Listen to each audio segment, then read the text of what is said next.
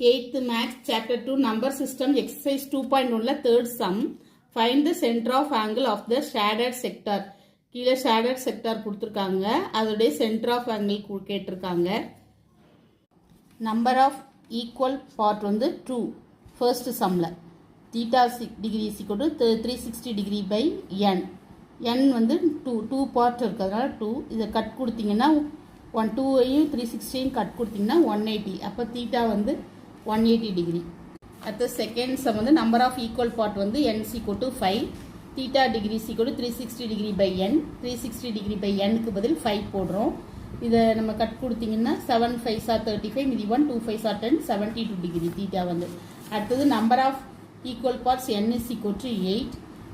Theta is equal to 360 degree by n. n வந்து 8. இப்போ cut கொடுத்தீங்கன்னா 8க்கும் 360க்கும் கட் கொடுத்தீங்கன்னா 45 வரும். அடுத்தது fourth sum.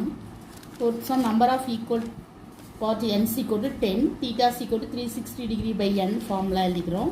அப்புறம் nங்கிற இடத்துல 10 போடுறோம். 0க்கும் 0 கட் கொடுக்கும். அப்போ theta வந்து நமக்கு என்னன்னா 36 degree. The answer. Thank you. Please subscribe my channel.